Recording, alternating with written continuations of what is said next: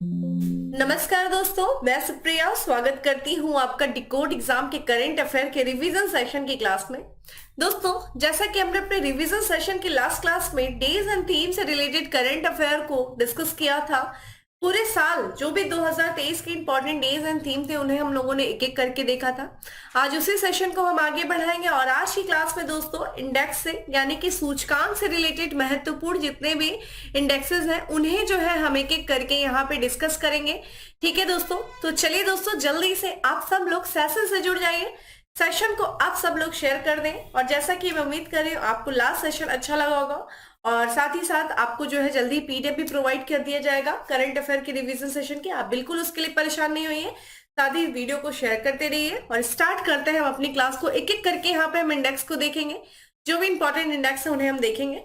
चलिए सबसे पहले हम बात करते हैं दोस्तों यहाँ पे ग्लोबल रिस्क रिपोर्ट यानी कि विश्व जोखिम रिपोर्ट के बारे में।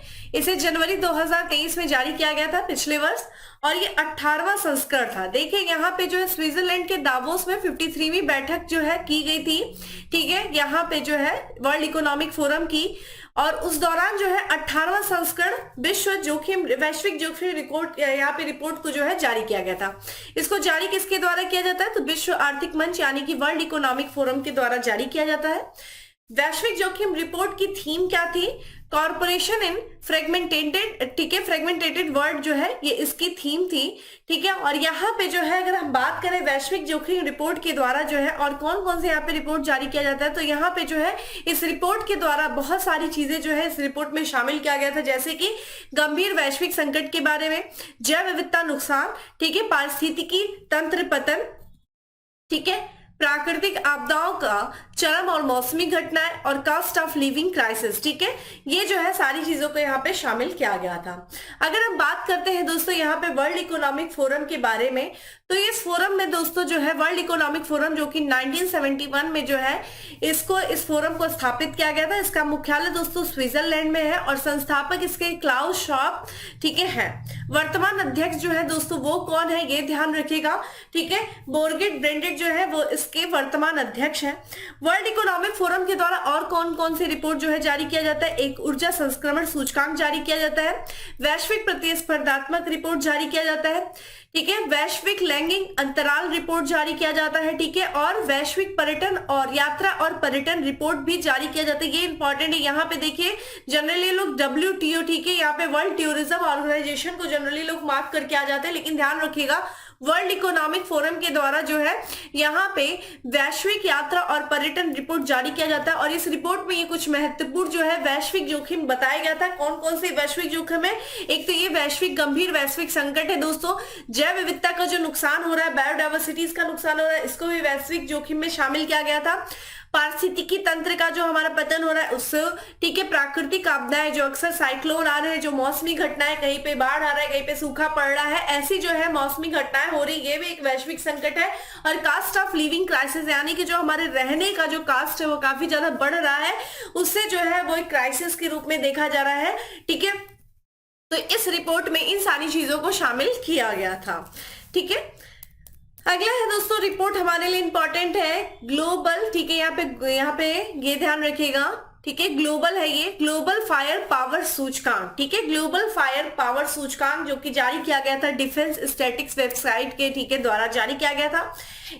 इस रिपोर्ट में, ठीक है, ग्लोबल फायर पावर सूचकांक में 145 देशों की जो आधुनिक सैन्य शक्ति है, ठीक है, उनका जो है विश्लेषण किया गया था। और इसमें जो है रैंकिंग सबसे ज्यादा देखा जाए आधुनिक सैन्य शक्ति के मामले में विश्व का सबसे जो प्रथम देश आता है दोस्तों वो अमेरिका है। ठीक है, उसके बाद हमें रूस देखने को मिलता है, फिर चीन है। भारत का नंबर किस पे आता है दोस्तों? चौथे नंबर पे आता है। ये ध्यान रखिएगा ग्लोबल फायर पावर सूचकांक जो कि आधुनिक सैन्य शक्तियों के आधार पे देशों की रैंकिंग है। ध्यान रखिएगा, यहाँ पे आप इस रिपोर्ट को यहाँ देख सकते हैं। भारत का स्थान देखिए चौथा और 5वें स्थान पर यूनाइटेड किंगडम आता है। ठीक है, अगली रिपोर्ट है दोस्तों हमारे लिए है भ्रष्टाचार धारणा सूचकांक, करप्शन परसेप्शन इंडेक्स 2022। इस रिपोर्ट को ट्रांसपेरेंसी इंटरनेशनल के द्वारा दोस्तों जारी किया जाता है। और इस रिपोर्ट की बात करें दोस्तों कि कितना किस देश में भ्रष्टाचार है, ठीक है, उस आधार पे जो है जारी किया जाता है। और यहाँ पे जो जितना भी 100 के पास जिस भी कंट्री का स्कोर रहेगा वहां पे भ्रष्टाचार कम है।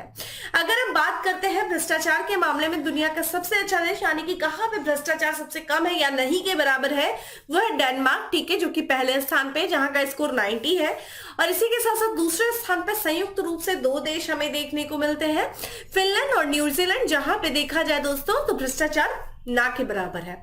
भारत का स्थान दोस्तों यहाँ पे जो आता है वो ध्यान रखिएगा 85वें स्थान पे है, ठीक है। भ्रष्टाचार धारणा सूचकांक में स्कोर देखिए 40 है और अंतिम स्कोर पे यहाँ पे, ठीक है, वेस्ट अफ्रीका का देश है दोस्तों सोमालिया, जिसका स्कोर 12 और यहाँ पे भ्रष्टाचार बहुत ही ज्यादा अधिक है। तो मध्यम देशों के आकार में भारत का स्थान आता है यहाँ पे 85वें स्थान पे, स्कोर जो है 40 है। पहला स्थान भी ध्यान रखिएगा, देखिए ऐसे जो सूचकांक होते हैं उसमें पहला स्थान इंपॉर्टेंट होता है, साथ ही साथ अंतिम जो है कौन सा देश है और भारत का स्थान, साथ ही साथ किसके द्वारा जारी किया जाता है। अगर उस संस्था के द्वारा कोई अन्य रिपोर्ट भी जारी किया जाता है तो उसको भी मैं साथ में बताती चलूंगी। तो ये ध्यान रखिएगा, भ्रष्टाचार धारणा सूचकांक ट्रांसपेरेंसी इंटरनेशनल के द्वारा जारी किया जाता है। अगला देखिए बात कर लेते हैं यहाँ पे ट्रांसपेरेंसी इंटरनेशनल। दोस्तों ये जर्मन जो है रजिस्टर यानी कि जर्मनी में रजिस्टर एक अंतरराष्ट्रीय एनजीओ है, ठीक है, और इसकी स्थापना दोस्तों किया गया था 1993 में वर्ल्ड बैंक के सदस्यों के द्वारा। इसका हेडक्वार्टर जर्मनी की राजधानी बर्लिन में है और इसमें देखा जाए तो ये वर्तमान में जो है 2022 में देखा जाए तो ये 180 देशों में कितने जो भ्रष्टाचार की स्थिति का क्या करता है, ये आकलन करता है 180 देशों में। अगला दोस्तों जो सूचकांक है वो है इंडेक्स अंतरराष्ट्रीय बौद्धिक संपदा सूचकांक, ठीक है, इंटेलेक्चुअल प्रॉपर्टीज राइट जो है, जो इंटेलेक्चुअल प्रॉपर्टी इंडेक्स है, ठीक है, इंटरनेशनल इंटेलेक्चुअल प्रॉपर्टी इंडेक्स 2023 है। इसको जारी किसके द्वारा किया गया है दोस्तों, ये यूएस चैम्बर ऑफ कॉमर्स के जो ग्लोबल इनोवेशन पॉलिसी सेंटर है उसके द्वारा इसको जारी किया गया है। ये इस वर्ष का जो है 11वां संस्करण था और इस रिपोर्ट में 2023 में 55 देशों को शामिल किया गया था, जिसमें शीर्ष 5 देश कौन से हैं दोस्तों, ध्यान रखिएगा इंटेलेक्चुअल प्रॉपर्टी में। तो ये यूएसए जो है पहले स्थान पे आता है, दूसरे स्थान पे यूनाइटेड किंगडम आता है, तीसरे स्थान पे फ्रांस है, फिर जर्मनी आता है और ये फिर स्वीडन 5वां स्थान हासिल है। यहाँ पे अगर हम बात करते हैं दोस्तों निम्नतम देशों में, ठीक है, तो वेनेजुएला है जो, ठीक है, सबसे आखिरी स्थान पे आता है, ठीक है। फिर यहाँ पे जो है अंतिम से दूसरा जो है वो रूस है, देखिए आईपी में रूस को क्या किया गया, अंतिम से दूसरा स्थान दिया गया है। फिर अल्जीरिया है, ध्यान रखिएगा यहाँ पे कितने देशों को शामिल किया गया, 55 देशों को, तो 55वें स्थान पे वेनेजुएला है, 54वें स्थान पे रूस है, फिर अल्जीरिया है, ठीक है, फिर यहाँ पे 91 पे पाकिस्तान है, फिर कुवैत है। भारत की स्थिति क्या है दोस्तों, भारत की बात करें दोस्तों तो आईपी में, ठीक है, इंटेलेक्चुअल प्रॉपर्टी इंडेक्स में भारत का जो है 2023 में स्थान दोस्तों 42वां था और 2023 में जो है 2023 में 42वां था और 2022 की बात करें तो 43वां था, यानी कि एक स्थान भारत ने क्या किया, इंप्रूव किया है आईपी वाले इंडेक्स में, अंतरराष्ट्रीय बौद्धिक संपदा सूचकांक में। तो ये इंपॉर्टेंट है। देखिए आज की क्लास में जितने भी इंडेक्स आपके लिए शामिल किए गए इन शॉर्ट बहुत ही अच्छे तरीके से बताने का प्रयास किया गया है और 1 से 2 क्वेश्चन यहां से कंफर्म है आ जाना। कल के भी क्लास में आज की ये सारी ऐसी क्लासेस होंगी दोस्तों, इनको आप अच्छे से देख लीजिए अपना, इसमें बल्कि नोट्स भी क्या बनाना है, इसका पीडीएफ डाउनलोड करके निकाल लीजिएगा और बस पढ़ते जाएगा। अंतरराष्ट्रीय बौद्धिक संपदा सूचकांक जारी करता ये बस इन शॉर्ट में बना करके आपके सामने लाया गया है, आपको इसमें कोई भी मेहनत करने की जरूरत नहीं है, बस और बस याद करना और प्रैक्टिस करना है। अगला सूचकांक है दोस्तों यहाँ पे वर्ल्ड हैप्पीनेस इंडेक्स यानी कि विश्व प्रसन्नता रिपोर्ट, जिसको जारी किया गया दोस्तों अंतरराष्ट्रीय खुशहाली दिवस, जो कि कब मनाते हैं, 20 मार्च को मनाते हैं। तो अंतरराष्ट्रीय खुशहाली दिवस के अवसर पर जो है विश्व प्रसन्नता रिपोर्ट को जारी किया गया और इसको जारी किया जाता है संयुक्त राष्ट्र सतत विकास समाधान, ठीक है, नेटवर्क के द्वारा। और इस साल इसकी थीम क्या थी, बी माइंडफुल बी ग्रेटफुल। कितने देशों को इस साल इस रिपोर्ट में शामिल किया गया था, तो 137 देशों को शामिल किया गया था, जिसमें जो है सिर्फ जो है 3 देश कौन थे जहां पर सबसे ज्यादा जो है प्रसन्नता है, खुशहाली है, वो है पहला फिनलैंड है। लगातार देखा जाए 6 वर्षों से फिनलैंड जो है वर्ल्ड हैप्पीनेस इंडेक्स में पहले स्थान पे बना हुआ है, दूसरे स्थान पे डेनमार्क है और फिर तीसरे स्थान पे आइसलैंड है। अंतिम देश जहां पे खुशहाली है ही नहीं, तो अंतिम देश में देखा जाए दोस्तों अफगानिस्तान है, फिर दूसरे नंबर पे लेबनान है, फिर सिएरा लियोन है। भारत की स्थिति क्या है दोस्तों वर्ल्ड हैप्पीनेस इंडेक्स में? 126वें स्थान पे है दोस्तों। ध्यान रखिएगा 2023 में भारत 126वें स्थान पे है। और यहीं पे देखा जाए दोस्तों यहाँ पे जो है 2022 की बात करें जो है 146 देशों में भारत जो है 136वें स्थान पे था। और इस साल भारत जो है 137 देशों में भारत जो है वर्ल्ड हैप्पीनेस इंडेक्स में 126वें स्थान पे। ध्यान रखिएगा ये भी आपको पता होना चाहिए कितने देशों में जो है ये स्थान मिला है। ठीक है, अगला जो है यहाँ पे देखिए बात करते हैं जो खुशहाली इंडेक्स है दोस्तों, वो 4 प्रमुख कारकों के आधार पर मापे जाते हैं कि भाई उस देश में सामाजिक सहयोग, एक दूसरे को जो है सोशल कोऑपरेशन कितना है, आय कितनी है वहां के लोगों की, किसी देश की, वहां के लोगों का हेल्थ कैसा है, ठीक है, वहां पे कितने लोगों को फ्रीडम है, उदारता, भ्रष्टाचार कितना है कि नहीं है। इस आधार पर इन 6 प्रमुख कारकों के आधार पर जो है ये वर्ल्ड हैप्पीनेस इंडेक्स को जारी किया जाता है। ध्यान रखिएगा पहले स्थान पे सोमालिया, अंतिम स्थान पे दोस्तों अफगानिस्तान है और भारत का स्थान 126वां है। नेक्स्ट की बात करते हैं दोस्तों, यहाँ पे बात करते हैं लोकतंत्र रिपोर्ट 2023। इसको ठीक है वैरायटीज ऑफ डेमोक्रेसी जिसे हम वी डैम कहते हैं दोस्तों, उसके द्वारा जारी किया गया था। ये जो शीर्षक है इस रिपोर्ट का शीर्षक क्या था ये ध्यान रखिएगा, डेमोक्रेसी रिपोर्ट 2023। ठीक है, यहाँ पे defence in the face of autocratization, ठीक है, यानी कि निरंकुशता के चेहरे में चुनौती। इसमें देखा जाए जो है 2 तरह के सूचकांक जारी किया जाता है लोकतंत्र रिपोर्ट में। पहला तो ध्यान रखिएगा इलेक्टोरल डेमोक्रेसी इंडेक्स, ठीक है, और दूसरा जो सूचकांक है वो है लिबरल डेमोक्रेसी इंडेक्स। अगर इलेक्टोरल डेमोक्रेसी इंडेक्स में देखा जाए जो शीर्ष स्थान हासिल किया है दोस्तों वो डेनमार्क ने हासिल किया है, जिसमें भारत का स्थान दोस्तों 108वां है। और वही जो दूसरा सूचकांक है लिबरल डेमोक्रेसी इंडेक्स, जिसमें डेनमार्क ने पुनः जो है पहला स्थान हासिल किया और भारत इसमें लिबरल डेमोक्रेसी इंडेक्स में देखा जाए तो 97वें में। यानी कि अगर बात किया जाए इलेक्टोरल डेमोक्रेसी में भारत 108वें पे है और लिबरल डेमोक्रेसी में भारत का स्थान 97वां है। तो लोकतंत्र में ध्यान रखिएगा इस रिपोर्ट को, ये बहुत इंपॉर्टेंट हो जाता है। अगला है दोस्तों यहाँ पे मानव विकास सूचकांक ह्यूमन डेवलपमेंट इंडेक्स 2021-22। देखा जाए ये जो मानव विकास सूचकांक की दोस्तों अवधारणा दी गई थी, एक अर्थशास्त्री थे दोस्तों महमूद अल हक, ठीक है, और अमर सेन जो कि भारतीय शास्त्री थे, ठीक है। और यहाँ पे जो है 1990 में जो है ये अवधारणा दी गई थी। अब आप मुझे बताइए कि महमूद उल हक जो है ये किस देश के, ठीक है, अर्थशास्त्री थे, अमर सेन भारतीय थे, ठीक है। और इस अवधारणा के आधार पर जो है ये मानव विकास सूचकांक को लाया गया। और ये जारी करता यानी कि मानव विकास सूचकांक किसके द्वारा जारी किया जाता है, तो यहाँ पे ध्यान रखिएगा संयुक्त राष्ट्र विकास कार्यक्रम, यहाँ पे एफ नहीं होगा, यूएनडीपी के द्वारा जो है ये जारी किया जाता है। पहली रिपोर्ट दोस्तों आई थी 1990 में जिसमें जापान शीर्ष स्थान पे था। और ये जो है रिपोर्ट जारी किया गया है 2021-22 का, वो सितंबर 2022 को जारी किया गया था। इसकी थीम क्या थी दोस्तों, अनिश्चित समय, अनसुलझा जीवन, परिवर्तन में एक दुनिया में हमारे भविष्य को आकार देना।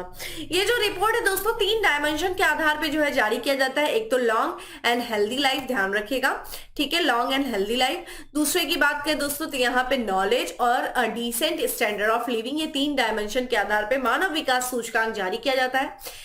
जो 2022 में रिपोर्ट आई थी उसमें 191 देशों को जो है शामिल किया गया था, जिसमें जो शीर्ष स्थान वाले जो 3 देश थे, जिसमें पहला स्थान स्विट्जरलैंड को था यानी कि मानव विकास सूचकांक में, दूसरा स्थान नॉर्वे का था, फिर आइसलैंड का था।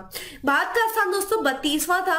वहीं देखा जाए 2020 में जो भारत का स्थान था ह्यूमन डेवलपमेंट इंडेक्स में जो है 131वां था, ठीक है। और यहाँ पे अंतिम देश में देखा जाए दोस्तों तो सूडान है, ठीक है, फिर चाड है और फिर नाइजर जो है वो है।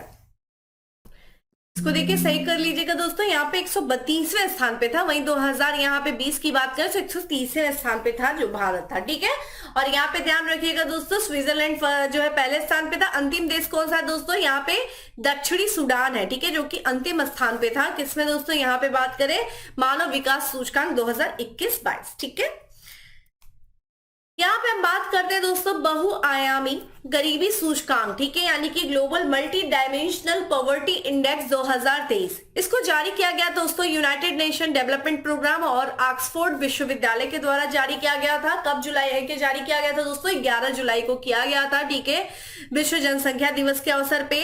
और इसमें महत्वपूर्ण बिंदु क्या बताया गया था बहुआयामी गरीबी सूचकांक में? ये बताया गया था कि विश्व स्तर पे जो है 110 देशों के 61 अरब लोग जो है 61 अरब लोगों में से 1.1 अरब जो लोग हैं वो कुल जनसंख्या का लगभग कितना 18% ये बहुआयामी रूप से अत्यंत गरीब है। कई सारे डायमेंशन में ये गरीब है। वहीं पे देखा जाए एमपीआई जो है, जो मल्टी डायमेंशन जो पॉवर्टी इंडेक्स है, इस पर आधारित गरीब लोगों में से जो आधे यानी कि लगभग 566 मिलियन जो लोग हैं उनमें कितने वर्ष तक? तो 18 वर्ष से कम उम्र के लोग हैं। तो यहाँ पे जो ये जो इंडेक्स जारी किया गया भाई, जिसमें ये बताया गया है कि विश्व की कितनी प्रतिशत आबादी जो है वो गरीब जो है बहुआयामी गरीबी में, उसमें जो आधी प्रतिशत जो आबादी है वो लगभग 18 से कम उम्र के लोग हैं। भारत में देखा जाए कितने लोग जो है, अभी भी देखा जाए तो 230 मिलियन से अधिक लोग जो है वो गरीब है। इस रिपोर्ट में बताया गया, स्टार कर लीजिएगा, ठीक है। भारत में लगभग कितनी परसेंट आबादी? तो 130 जो है ये लगभग देखा जाए तो 18.7% जो आबादी है वो गरीबी श्रेणी में आती है। भारत में गरीबी की घटना में उल्लेखनीय गिरावट आई, ये भी ध्यान रखिएगा। ऐसा नहीं कि क्या गरीबी बढ़ रही, नहीं, भारत में गरीबी में जो है गिरावट देखने को मिला है, जो गरीबी की घटना है, जो कि अगर देखा जाए 2005 से 6 में ये कितना प्रतिशत था? 55.1% था। लेकिन अगर 2019-21 में देखा जाए तो ये 16.4% हो गया था। अगर देखा जाए तो यानी कि ये जो 2005 से लेकर के 2006 यानी कि 2005-6 से लेकर के 2019-20 यानी कि इन 15 वर्षों के दौरान देखा जाए तो लगभग कितने प्रतिशत जो लोग हैं, यानी कि कितने लगभग लोग हैं संख्या में जो गरीबी से बाहर हुए, वो देखिए 41.5%, 41.5 करोड़ लोग जो है वो गरीबी से बाहर हुए हैं। ये ऐसा इस रिपोर्ट में बताया गया है।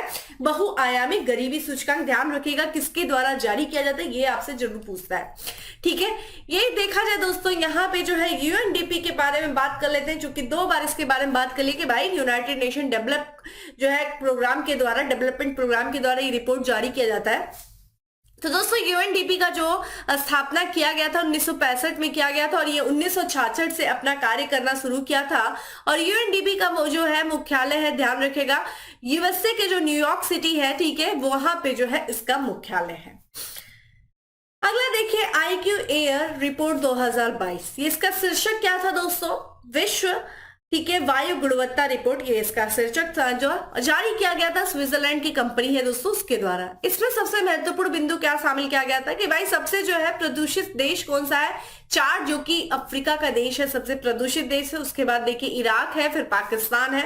भारत का स्थान इस रिपोर्ट में 131 देशों में 8वें स्थान पे। भारत की स्थिति बहुत अच्छी नहीं बताई गई है भाई वायु गुणवत्ता में। वहीं दुनिया के 50 सबसे प्रदूषित शहरों में अगर बात किया जाए, दिल्ली का स्थान देखिए चौथा आ जाता है, ठीक है। और 50 शहरों की सूची में जो है देखा जाए जो 50 शहर शामिल किए गए दुनिया में, उसमें भारत के 39 शहर है। तो आप देख सकते हैं भारत की स्थिति बहुत अच्छी नहीं है, ठीक है, वायु गुणवत्ता की स्थिति में। दुनिया के सबसे प्रदूषित शहर यहाँ पे शामिल किया गया है दोस्तों, यहाँ पे ध्यान रखिएगा, लाहौर जो कि दूसरे स्थान पे है, और फिर लाहौर जो कि दूसरे स्थान पर, चीन का बेतान, ठीक है। यहाँ पे लाहौर जो है सबसे जो है ध्यान रखिएगा, जो पाकिस्तान का जो लाहौर शहर है इसका पहला स्थान, ये दुनिया का सबसे प्रदूषित शहर है। दूसरे स्थान पे देखिए चीन का बेतान है, फिर तीसरे स्थान पे राजस्थान का भिवाड़ी है, और चौथे स्थान पे ये ध्यान रखिएगा दिल्ली का, ठीक है, जो दिल्ली जो है, ठीक है, जो देश की राजधानी, वो चौथे स्थान पे, ठीक है। और सबसे जो है प्रदूषित वायु प्रदूषण कहाँ पे? लाहौर में है। विश्व की सबसे प्रदूषित राजधानी दोस्तों किसे घोषित किया गया है? तो ये चार्ट की जो राजधानी है, ठीक है, यहाँ पे नजावा मेना, ठीक है, ये पहले स्थान पे। दूसरे स्थान पे दिल्ली जो है दूसरी राजधानी है, जो कि सबसे प्रदूषित राजधानी है। ये रिपोर्ट बहुत इंपॉर्टेंट है शहरों के भी मामले में और राजधानी के भी मामले में, कंफ्यूज करने के लिए यहां से चीजें उठाया जा सकता है, ठीक है। अगली बात करते हैं दोस्तों यहाँ पे संयुक्त राष्ट्र विश्व जल विकास रिपोर्ट। दोस्तों हर साल 22 मार्च को, जैसा कि हमने बात किया, वर्ल्ड वाटर डे सेलिब्रेट करते हैं। और इसी दौरान देखा जाए दोस्तों न्यूयॉर्क में जो है जो संयुक्त राष्ट्र 2023 वाटर कॉन्फ्रेंस का आयोजन किया गया। दोस्तों ये भी आपसे पूछा जा सकता है कि भाई संयुक्त राष्ट्र 2023 वाटर कॉन्फ्रेंस का आयोजन कहाँ किया गया था? तो न्यूयॉर्क में किया गया था। और इसी दौरान जो है इस कॉन्फ्रेंस के दौरान दोस्तों, जो कि मार्च में आयोजित किया गया गया, ठीक है, ये ध्यान रखिएगा, 21 से 22 मार्च को किया गया था। और इसी दौरान यूनेस्को के द्वारा जो है इस रिपोर्ट को पेश किया गया, संयुक्त राष्ट्र विश्व जल विकास रिपोर्ट। इस रिपोर्ट की थीम क्या थी दोस्तों? परिवर्तन में तेजी लाना। और उद्देश्य क्या था इस रिपोर्ट को लाए जाने का, या फिर इस कॉन्फ्रेंस का उद्देश्य क्या था? तो पानी का संरक्षण और विकास व स्थिरता इस जो है कॉन्फ्रेंस का उद्देश्य था।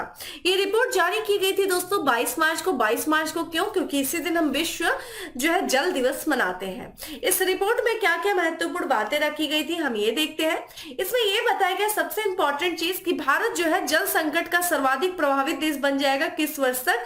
2050 तक। तो आपसे ये पूछा जा सकता है कि ये जो संयुक्त राष्ट्र विश्व जल विकास रिपोर्ट है, इसमें भारत किस वर्ष तक जो है जल संकट से सर्वाधिक प्रभावित देश होगा? तो 2050 तक। ठीक है, ये इतना ही पॉइंट आपके लिए काफी ज्यादा इंपॉर्टेंट है। बाकी ध्यान रखिएगा कहाँ पे क्या चीजें हैं, ये जो है डाला गया है। मैंने आपसे बताया ना कि जितनी इंपॉर्टेंट चीजें रहेंगी वही आपको बताई जाएंगी, एक्स्ट्रा कुछ नहीं। ठीक है, अगली अगर हम बात करते हैं दोस्तों यहाँ पे विश्व प्रेस स्वतंत्रता सूचकांक, ठीक है, वर्ल्ड प्रेस फ्रीडम इंडेक्स 2023, इसको 3 मई को 2023 को जारी किया गया था। 3 मई को क्यों भाई? क्योंकि हम इसी दिन जो है विश्व प्रेस स्वतंत्रता दिवस मनाते हैं। इस रिपोर्ट को किसके द्वारा जारी किया जाता है? एग्जाम में आपसे पूछा गया था।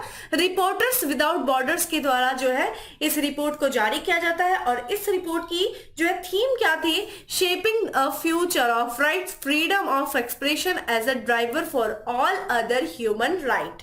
ठीक है, कितने देशों को इस सूचकांक में शामिल किया गया था? तो 180 देशों को इस सूचकांक में शामिल किया गया था, जिसमें शीर्ष के 3 देश कौन थे देखा जाए विश्व प्रेस स्वतंत्रता सूचकांक में, यानी कि दुनिया में सबसे ज्यादा जो प्रेस की स्वतंत्रता जिस देश में, वो देश है नॉर्वे। दूसरे नंबर पे है देखिए आयरलैंड, और तीसरे नंबर पे डेनमार्क है। भारत के स्थान की बात करें दोस्तों यहाँ पे, तो भारत का स्थान 161वां आता है। ठीक है, यहाँ पे प्रेस की स्वतंत्रता कम कर दी गई है किसके तुलना में? 2022 की तुलना में, क्योंकि 2022 में प्रेस की स्वतंत्रता जो सूचकांक है उसमें भारत का स्थान 150वां था, लेकिन वही अगर हम 2023 की बात करते हैं तो 161वां स्थान हो जाता है। इससे ये पता चलता है कि भाई यहाँ पे प्रेस की स्वतंत्रता को कम करने का प्रयास किया गया है, ऐसा ये रिपोर्ट कहती है। अंतिम देशों की बात करें तो उत्तर कोरिया दोस्तों यहाँ पे जो है 180वें स्थान पे है, फिर यहाँ पे जो है फिर चीन का स्थान आता है, फिर वियतनाम का। भारत के पड़ोसी देशों की क्या स्थिति भाई? हमसे अच्छा तो पाकिस्तान है, क्योंकि यहाँ पे पाकिस्तान भी ध्यान रखिएगा 150वें स्थान पे आता है। भूटान 90 स्थान पे है, नेपाल 95वें स्थान पे है, और श्रीलंका 135वें स्थान पे, ऐसा ये रिपोर्ट बता रही है। ठीक है, तो इंपॉर्टेंट आपके लिए क्या है? विश्व प्रेस स्वतंत्रता सूचकांक। जरूर यहां से प्रश्न पूछे जा सकते हैं, पूछे भी जा चुके हैं, इवन किसने जारी किया था ये पूछा गया है।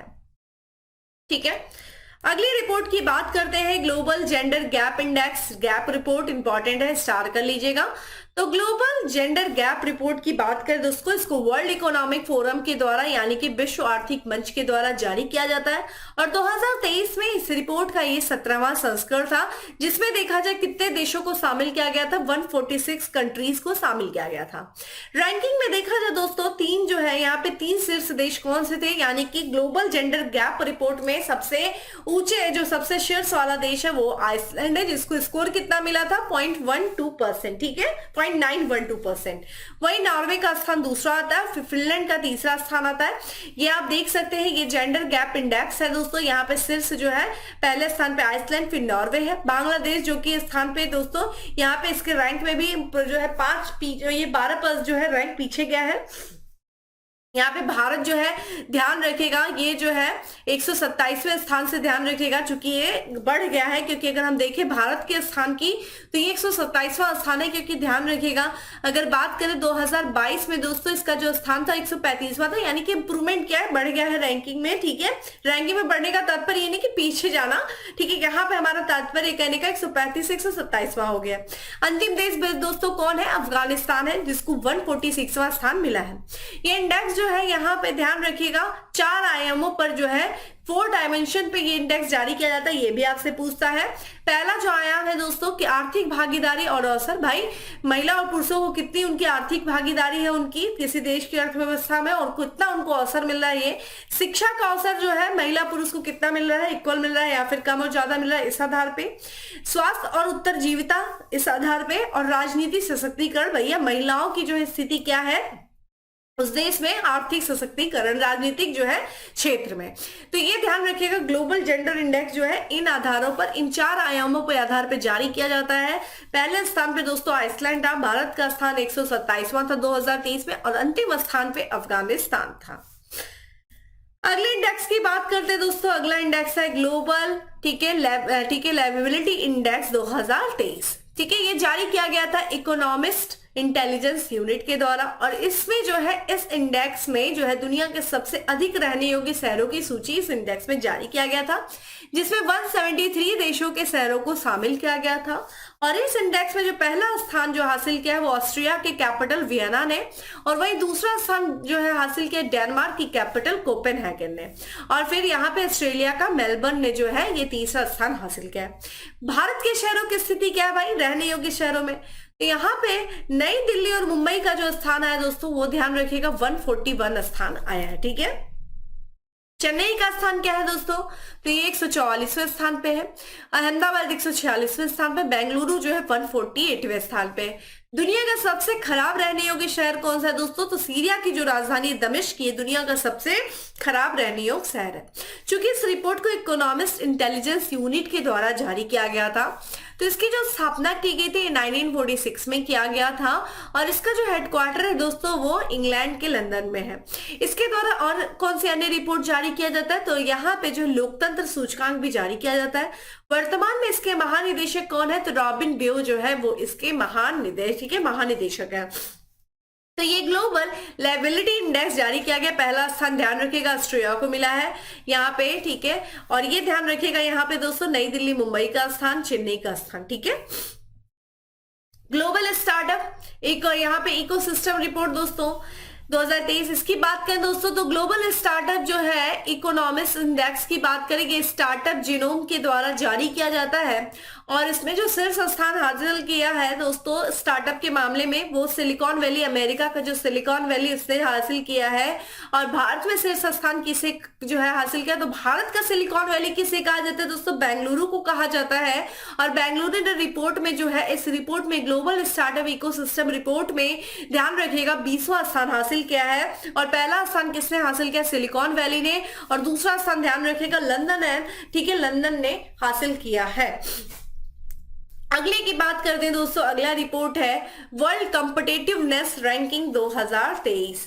दोस्तों वर्ल्ड कॉम्पिटिटिवनेस इंडेक्स जो है रैंकिंग है, ये international institute of management development के द्वारा जारी किया जाता है। कुल 64 देशों को इस वर्ष शामिल किया गया था इस रैंकिंग में, जिसमें शीर्ष जो 3 देश थे वो डेनमार्क थे, फिर आयरलैंड थे, फिर स्विट्जरलैंड थे।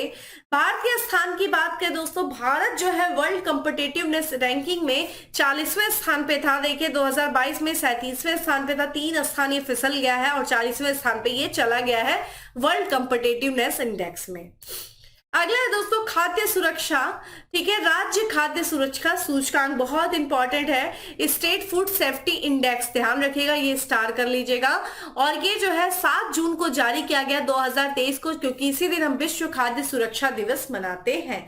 तो विश्व खाद्य सुरक्षा दिवस के अवसर पे 7 जून को राज्य खाद्य सुरक्षा सूचकांक जारी किया गया था, जो कि 5वां संस्करण था ये। और ये किसके द्वारा जारी किया जाता है? तो फसाई यानी कि ध्यान रखिएगा भारतीय खाद्य सुरक्षा मानक प्राधिकरण के द्वारा इसको जो है जारी किया जाता है। ये देखा जाए 3 अलग अलग श्रेणियों में इस रैंकिंग को जारी किया जाता है, यानी कि एक बड़े राज्यों के आधार पे जो है खाद्य सुरक्षा सूचकांक, छोटे राज्यों के आधार पे खाद्य सुरक्षा सूचकांक, और केंद्र शासित प्रदेश के आधार पे। तो अगर बड़े राज्यों में जो खाद्य सुरक्षा सूचकांक किस राज्य में? अच्छा भाई केरल का है, दूसरे नंबर पे पंजाब है, तीसरे नंबर पे तमिलनाडु है। छोटे राज्यों में शीर्ष जो है 3 राज्य कौन से हैं? तो गोवा पहला स्थान हासिल करता है, फिर मणिपुर है, फिर सिक्किम है। केंद्र शासित प्रदेश की बात करें दोस्तों तो जम्मू कश्मीर का पहला स्थान आता है, फिर दिल्ली का आता है, फिर चंडीगढ़ का आता है। ये स्टार कर लीजिएगा, ये बहुत इंपॉर्टेंट इंडेक्स है आपके लिए। ठीक है, इस इंडेक्स में देखिए उत्तर प्रदेश की बात कर लेते हैं दोस्तों। तो बड़े राज्यों के सूचकांक में उत्तर प्रदेश की दोस्तों बात करें तो ये 5वें स्थान पे है। और यहाँ पे जो नए पैरामीटर की बात करें, ठीक है, नए पैरामीटर में जो यहाँ पे स्टेट फूड सेफ्टी रैंकिंग है, उसमें केवल एकमात्र ऐसा राज्य है, यानी कि पंजाब में ही उल्लेखनीय सुधार देखने को मिला है। इस इंडेक्स में ऐसी बात की गई है, तो ये ध्यान रखिएगा, इंपॉर्टेंट है राज्य खाद्य सुरक्षा सूचकांक। ठीक है, चलिए दोस्तों, अगले इंडेक्स की तरफ बढ़ते हैं। अगला इंडेक्स है स्वच्छ वायु सर्वेक्षण 2023। स्वच्छ वायु सर्वेक्षण ये भारत का केंद्रीय प्रदूषण नियंत्रण बोर्ड है, उसके द्वारा जारी किया गया। और सबसे अच्छी जो स्वच्छ वायु है वो मध्य प्रदेश का शहर इंदौर की है, जिसने 200 में 187 स्कोर हासिल किया है। दूसरा नंबर उत्तर प्रदेश का आगरा आता है, स्टार कर लीजिएगा, जिससे देखा जाए दोस्तों 200 में 186 जो है स्कोर हासिल किया। और तीसरे नंबर पे महाराष्ट्र का शहर थाने आता है। ठीक है, तो यहाँ पे जो है ये वायु सर्वेक्षण, स्वच्छ वायु सर्वेक्षण 2023 में पहला स्थान इंदौर का, दूसरा स्थान आगरा का, ये इंपॉर्टेंट है, और तीसरा स्थान थाने का है। ये क्वेश्चन पूछा जा सकता है। ठीक है, अगला देखिए इंपॉर्टेंट इंडेक्स है वैश्विक दासता सूचकांक 2023। दोस्तों, वैश्विक दासता सूचकांक जिसे हम ग्लोबल स्लेवरी इंडेक्स कहते हैं, ठीक है, इसको जारी किया जाता है वॉक फ्री फाउंडेशन के द्वारा जारी किया जाता है। और ये जो फाउंडेशन कहां कहां से अपने डेटा को उठाती, किस डेटा के आधार पे ये जो है रैंकिंग जारी करती है, तो ये अंतरराष्ट्रीय श्रम संगठन यानी कि इंटरनेशनल लेबर ऑर्गेनाइजेशन और प्रवासन के लिए जो अंतरराष्ट्रीय संगठन है उनके डेटा के आधार पे ये वैश्विक दासता सूचकांक जारी किया जाता है। और इसमें संकेत क्या है कि भाई उन देशों में कितना जबरन किसी से मजदूरी करवाई जा रही है, जबरन किसी की शादी की जा रही है, जबरन जो मानव तस्करी हो रहा है, ह्यूमन ट्रैफिकिंग होता है, किसी का कितना शोषण होता है। तो इन 4 संकेतों के आधार पर यह वैश्विक दासता सूचकांक जारी किया जाता है। प्रमुख बिंदु कौन कौन से सूचकांक में थे, तो व्यापार गतिविधि और वैश्विक आपूर्ति श्रृंखलाओं के माध्यम से आधुनिक गुलामी के संकेत को G20 देश जो है उल्लेखनीय क्या कर रहे हैं, बढ़ावा दे रहे हैं। ये इंपॉर्टेंट ये बात की गई थी। उच्चतर प्रसार वाले देश भाई कहां पे सबसे ज्यादा दासता देखने को मिलती है, यानी कि स्लेवरी, ये उत्तर कोरिया में देखने को मिलता है, फिर इरिट्रिया में देखने को मिलता है, फिर ठीक है मॉरिटानिया में। सबसे कम प्रचलन कहाँ पे भाई, यहाँ पे स्विट्जरलैंड में, फिर नॉर्वे में, फिर जर्मनी में है। और भारत में बताया गया कि 11 मिलियन से अधिक लोग जो है वो गुलाम है, ये इस वैश्विक दासता सूचकांक में बताया गया है। तो ये ध्यान रखिएगा, यहाँ पे पहला स्थान किसको मिला भाई, उत्तर कोरिया का। सबसे कम प्रचलन कहाँ पे दासता का, वो स्विट्जरलैंड में। ठीक है, अगली बात करते हैं, बहुत इंपॉर्टेंट है, बहुत ही विवादित ये इंडेक्स रहा है इवन। ठीक है, इसको जो है सरकार ने, भारत सरकार ने इस इंडेक्स को पूरी तरीके से नकार दिया है। ग्लोबल हंगर इंडेक्स, वैश्विक भूखमरी सूचकांक, ठीक है, भूखमरी सूचकांक 2023। ग्लोबल हंगर इंडेक्स दोस्तों किसके द्वारा जारी किया जाता है, कंसर्न वर्ल्ड वाइड। ठीक है, और वेल यहाँ पे देखा जाए वेल द हंगर, यहाँ पे वर्ल्ड हंगर लाइफ के द्वारा जो है हर साल इस इंडेक्स को जारी किया जाता है। ये जो ग्लोबल हंगर इंडेक्स है, इसका जो स्कोर है ये 4 घटक संकेतकों के जो मूल्य है उन पर आधारित है, जैसे कि कैलोरी सेवन के आधार पे अल्प पोषण, ठीक है, 5 साल से कम उम्र के जो बच्चे हैं उनमें स्टंटिंग, ठीक है, ध्यान रखिएगा, स्टंट यानी कि वो अपने उम्र के हिसाब से कितने लंबे हैं, ठीक है, और 5 साल से कम उम्र के बच्चों में वेस्टिंग यानी कि उनका वजन कितना है, उम्र के हिसाब से उनका वजन कितना है, इस आधार पे। और बाल मृत्यु दर यानी कि 5 साल से कम जो बच्चे हैं उनमें जो है कितनी बाल मृत्यु दर है, इसके आधार पे जो है ये ग्लोबल हंगर इंडेक्स जारी किया जाता है। और इस इंडेक्स में कुल जो है 2023 देशों में, माफ करिएगा 2023 में कितने देशों को शामिल किया गया था, इस साल जो है 125 देशों को शामिल किया गया था। और 2021 में, यहाँ पे 2022 में 121 देशों को शामिल किया गया था। सबसे निचले पायदान वाले देशों की बात करें तो यहाँ पे जो है सबसे पहले हम बात करते हैं भाई सबसे शीर्ष देशों की, जहां भुखमरी का असर बिल्कुल निम्न है। तो सबसे यहाँ पे बेलारूस का है, फिर बोस्निया का है, फिर हर्जेगोविना का है, फिर चिली का है, फिर चीन जो है। ये ऐसे सिर्फ 5 रैंकिंग वाले देश हैं जहां पे जो भुखमरी निम्न स्थान पे है। सबसे नीचे यानी सबसे ज्यादा जो है भुखमरी देखने को कहाँ मिलती है, यमन में, मेडागास्कर, मध्य अफ्रीकी गणराज्य सूचकांक में सबसे नीचे है। भारत का स्थान देखिए 125 देशों में 111वें स्थान पे है। और अगर भारत की स्थिति की बात करें तो एक गंभीर स्तर को दर्शाता है, ठीक है, ये रैंकिंग जो है ये गंभीर स्तर को दर्शाता है। और 2022 में भारत की जो रैंकिंग थी दोस्तों 107 थे, यहाँ पे 121 देशों में 107वें स्थान पे थी, ठीक है। यहाँ पे देखिए रैंकिंग दी हुई है 2020 में भुखमरी बढ़ती जा रही, मतलब भारत में भुखमरी का असर बढ़ता जा रहा है। भारत में पड़ोसी देश देखिए हमसे अच्छा पाकिस्तान है भैया, क्योंकि वहां पे 102वें स्थान पे। श्रीलंका में भी जहां पे खाद्य आपात की स्थिति आई थी वो भी हमसे अच्छा है। नेपाल भी अच्छा है, बांग्लादेश, ये सारे पड़ोसी देश भारत से जो है अच्छे हैं, अच्छी पोजीशन पे। लेकिन भारत ठीक है।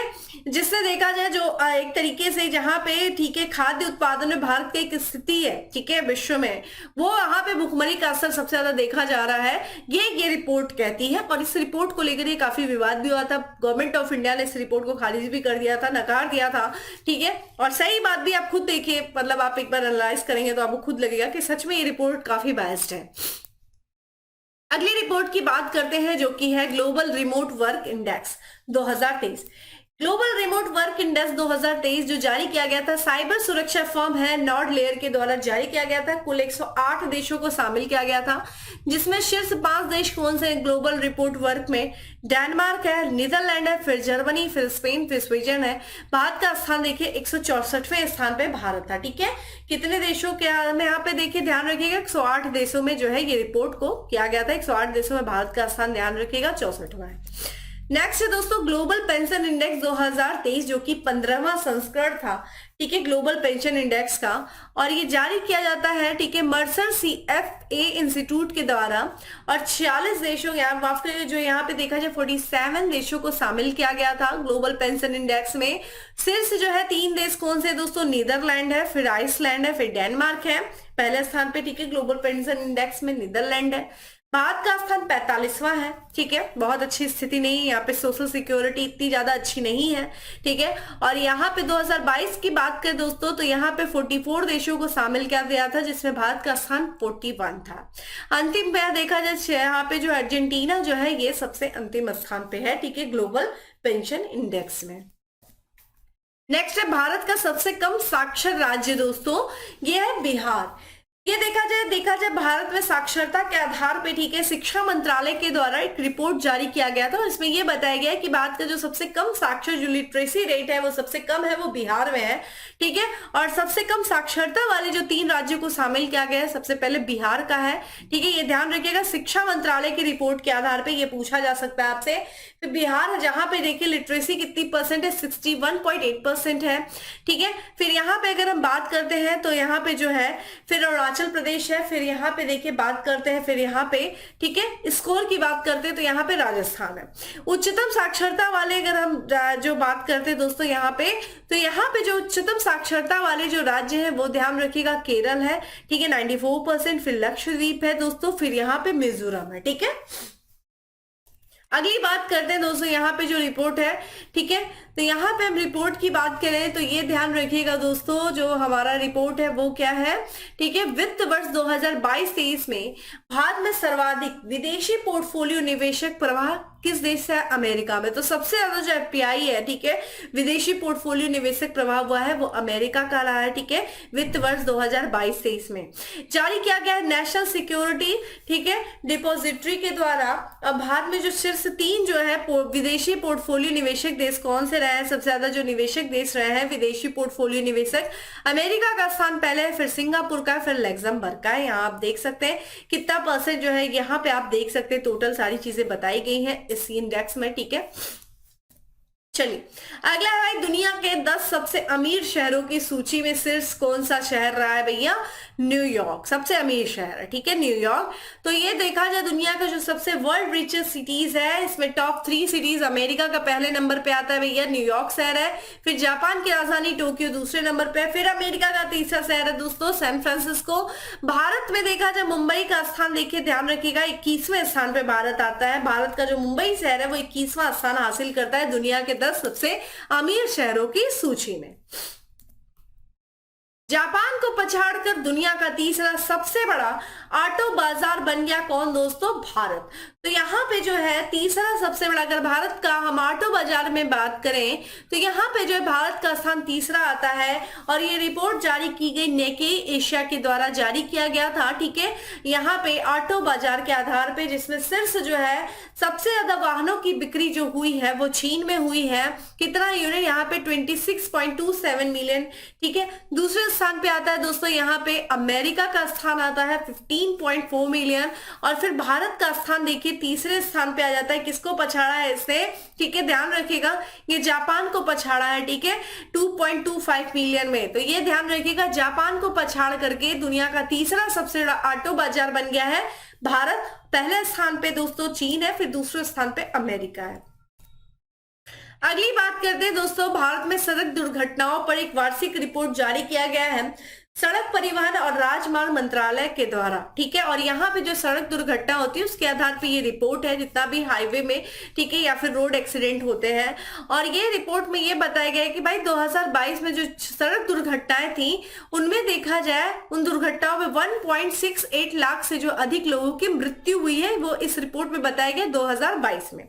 2023 की तुलना में ध्यान रखिएगा, अगर ये तुलनात्मक अध्ययन होगा कि 2023-21 की तुलना में 2022 में जो सड़क दुर्घटनाओं के दौरान होने वाली मृत्यु की संख्या में कमी आई है या फिर वृद्धि हुई है, ये आपसे पूछा जा सकता है।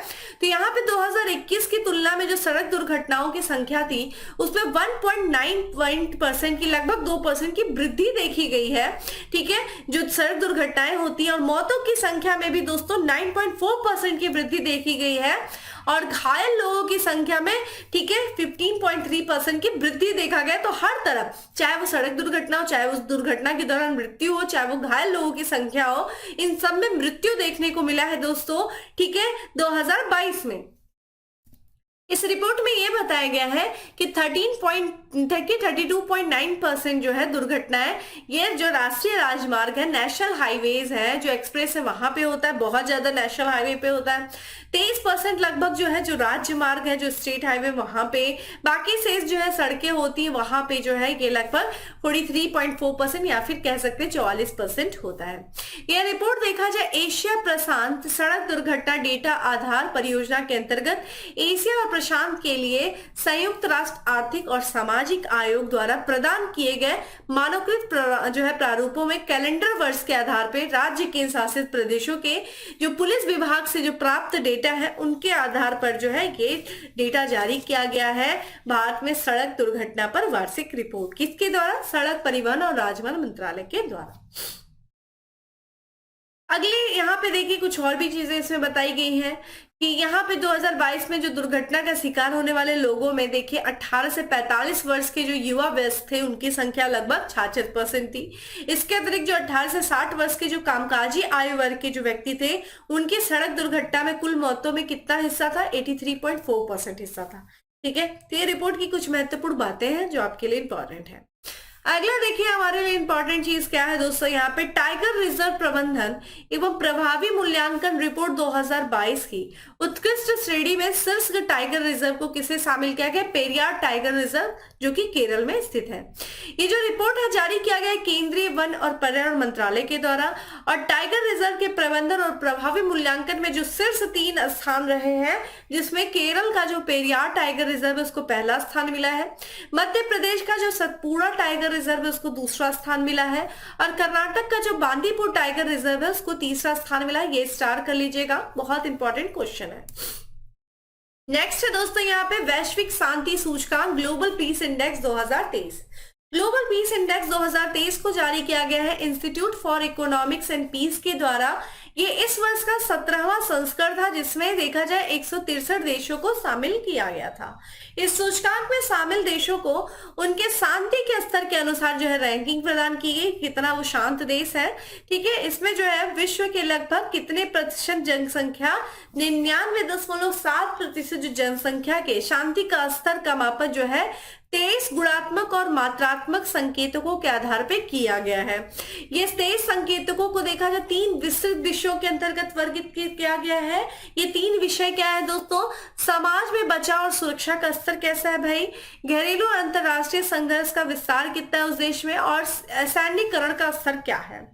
भारत को देखा जाए यहाँ पे जो ये जो इंडेक्स है दोस्तों, ग्लोबल पीस इंडेक्स, यहाँ पे इसका आप स्पेलिंग सही कर लीजिएगा। ठीक है, यहाँ पे जो है पीस इंडेक्स है, और ग्लोबल पीस इंडेक्स में भारत का जो स्थान मिला है दोस्तों 126वां स्थान है। और भाई कहाँ पे सबसे ज्यादा शांति है? वो अफगानिस्तान पे, जिसको 163वां स्थान मिला है। सबसे ज्यादा शांति वाला देश कौन सा है दोस्तों? आइसलैंड, ठंडा ठंडा सा देश है, आइसलैंड है, यहाँ पे बिल्कुल शांति रहती है। फिर डेनमार्क का स्थान आता है, फिर आयरलैंड का स्थान आता है। तो ये ध्यान रखिएगा, ग्लोबल पीस इंडेक्स दोस्तों क्या था? ठीक है, 17वां संस्करण था, institute for economics and peace के द्वारा जारी किया जाता है, जिसमें पहला स्थान दोस्तों आइसलैंड को मिला, अंतिम स्थान अफगानिस्तान को मिला, भारत का स्थान 126वां है। अगले इंडेक्स की बात करते हैं दोस्तों, ये ध्यान रखिएगा, वर्ल्ड टैलेंट रैंकिंग 2023, जिसे हम विश्व प्रतिभा रैंकिंग कहते हैं 2023। इसको जारी किया गया था international institute for management development के द्वारा। ठीक है, ये जो 2023 के लिए जो आईएमडी विश्व प्रतिभा रैंकिंग है, इसमें देखिए जो पहले स्थान पे स्विट्जरलैंड को स्थान मिला है। ठीक है, आप यहाँ पे देखिए ये इंडेक्स है, स्विट्जरलैंड को पहला स्थान है, दूसरे स्थान पे दोस्तों लग्जमबर्ग को मिला है, और तीसरे स्थान की बात करें दोस्तों तो यहाँ पे बेल्जियम, ठीक है, आइसलैंड, ठीक है, ये ध्यान रखिएगा, आइसलैंड को तीसरा स्थान मिला है, फिर बेल्जियम को चौथा स्थान मिला है, फिर नीदरलैंड को। ये सिर्फ 5 जो है वर्ल्ड टैलेंट रैंकिंग वाले देश हैं। भारत की रैंकिंग क्या रही है दोस्तों 2023 में विश्व प्रतिभा रैंकिंग में? तो 92वें स्थान की तुलना में भारत जो है 4 स्थान फिसल करके, ठीक है, 56वें स्थान पे यानी कि 56वें स्थान पे आ गया है दोस्तों। किसमें दोस्तों? विश्व प्रतिभा रैंकिंग में भारत का स्थान कौन सा हो गया, ध्यान रखिएगा, इंपॉर्टेंट है दोस्तों, 56वां स्थान है। भाई फिसल गया है, टैलेंट की कमी होगी तो आप लोग अपना टैलेंट दिखाइए और वर्ल्ड टैलेंट रैंकिंग में शीर्ष स्थान पे भारत को लेकर के आइए। ठीक है, यहाँ पे देखिए भैया अमेरिका का स्थान कौन सा है, 15वें स्थान पे है भाई अमेरिका। वही चीन की बात करें तो 41वें स्थान पे है, और यूके जो है 35वें स्थान पे। ब्राजील देखिए 63वें स्थान पे, मंगोलिया 64वें स्थान पे रहा है। ठीक है, तो ये वर्ल्ड टैलेंट रैंकिंग है। ठीक है, ये ध्यान रखिएगा। अगला जो इंडेक्स है दोस्तों, हेनले पासपोर्ट इंडेक्स 2023, ध्यान रखिएगा, ये क्वेश्चन आपके लिए इंपॉर्टेंट है। हेनले पासपोर्ट इंडेक्स में दोस्तों इस साल जो है सिंगापुर, जापान को पीछे करते हुए सिंगापुर शीर्ष स्थान हासिल किया। इसको जारी किया जाता है Henley and partners research team. Henley passport index जारी करने का यह है कि भाई किस देश का पासपोर्ट कितना स्ट्रांग है, यानी कि इस देश के पासपोर्ट को लेकर के आप विश्व में कितने ज्यादा देशों का ट्रेवल कर सकते हैं, यात्रा कर सकते हैं। तो यहाँ पे जो है सबसे शीर्ष स्थान जो हासिल किया है दोस्तों वो सिंगापुर ने हासिल किया है, यानी कि सबसे जो है स्ट्रांग जो है पासपोर्ट है वो सिंगापुर का है। और दूसरा स्थान आता है दोस्तों 3 देशों का, जर्मनी, इटली, स्पेन का, और तीसरे स्थान पे Austria, Finland, France, Japan, south Korea, Luxembourg और फिर स्वीडन का स्थान आता है। देखिए जापान यहाँ पे हेनले पासपोर्ट में बहुत समय तक शीर्ष स्थान हासिल किया था, लेकिन अब सिंगापुर ने इसको जो है पीछे कर दिया जापान को, और सिंगापुर ने शीर्ष स्थान हासिल कर लिया। भारत का स्थान दोस्तों किस पे आता है, 80वें देश पे आता है। ठीक है, जो यहाँ पे ध्यान रखिएगा, ठीक है, 80 नंबर पे आता है। सबसे कम शक्तिशाली जो पासपोर्ट है भाई अफगानिस्तान का है। ठीक है, अगला यहाँ पे वैश्विक आतंकवाद सूचकांक 2023।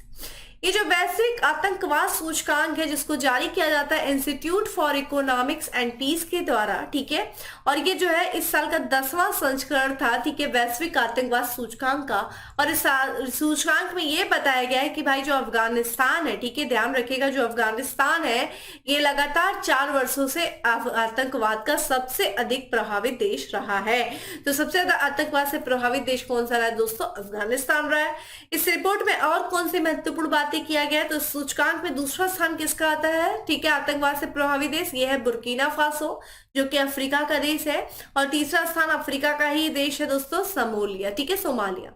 भारत का स्थान दोस्तों 13वें स्थान पे, ध्यान रखिएगा, ठीक है, आतंकवाद प्रभावित देशों में, जबकि पाकिस्तान जो है 66वें स्थान पे है। ठीक है, वैश्विक सूचकांक आतंकवाद सूचकांक में। ठीक है, इसमें दक्षिण एशिया ये बताया गया कि भाई कौन सा क्षेत्र सबसे जो है विश्व में खराब औसत है, ठीक है, ग्लोबल टूरिज्म इंडेक्स में, ठीक है, टेररिस्ट इंडेक्स में, ध्यान रखिएगा। तो ये जो सबसे खराब जो औसत आता है वो दक्षिण एशिया का आता है, ये क्षेत्र भी याद रखिएगा।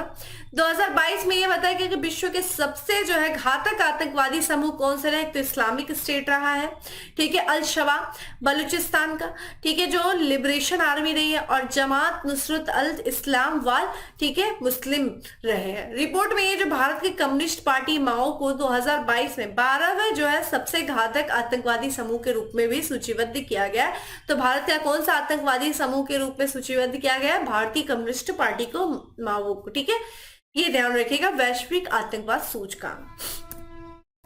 अगला है दोस्तों जलवायु परिवर्तन प्रदर्शन सूचकांक। ठीक है, यहाँ पे ध्यान रखिएगा, ये भारत का स्थान जो है दोस्तों 8वां है। जलवायु परिवर्तन प्रदर्शन सूचकांक पे कोई भी देश जो है पहले 3 रैंक में हासिल नहीं किया, यानी कि पहले दूसरे स्थान पे किसी भी देश का जलवायु प्रदर्शन सूचकांक में स्थान नहीं रहा है। चौथा स्थान मिला है दोस्तों डेनमार्क का, जिसने देखा जाए 79.61% स्कोर हासिल किया और इसके साथ वो चौथे स्थान पे रहा है। डेनमार्क के बाद आप देख सकते हैं दोस्तों स्वीडन है, ठीक है, फिर चिली है, ठीक है, ये यहाँ पे जो इंडेक्स है। और भारत का स्थान दोस्तों ये इंपॉर्टेंट है, स्टार कर लीजिएगा, पूछा भी गया है, ठीक है, जलवायु परिवर्तन प्रदर्शन सूचकांक पे, ठीक है, कौन सा 8वां स्थान रहा है भारत। और यहाँ पे भारत की ईरान की स्थिति देखें तो 63वां स्थान रहा है। तो भारत भी काफी अच्छा इंप्रूवमेंट ला रहा है दोस्तों जलवायु प्रदूषण परिवर्तन सूचकांक प्रदर्शन सूचकांक में, ठीक है। अगला है हुरून का ग्लोबल यूनिकॉर्न इंडेक्स, ठीक है, ये इंपॉर्टेंट है, स्टार कर लीजिएगा। यहाँ पे यूनिकॉर्न काफी चर्चा में भी रहा है 2023 में, इसलिए इंडेक्स पूछा जा सकता है। तो ग्लोबल यूनिकॉर्न इंडेक्स जो कि किसके द्वारा जारी किया जाता है दोस्तों, ये हुरून रिसर्च इंस्टीट्यूट के द्वारा इसको जारी किया जाता है। और इसमें जो है 2000 के दशक में जो 1 बिलियन अमेरिकी डॉलर के वर्तमान मूल्यांकन के साथ जो स्थापित कंपनियां उनको शामिल किया गया था, जो अभी तक जो है सार्वजनिक एक्सचेंज में सूचीबद्ध नहीं है।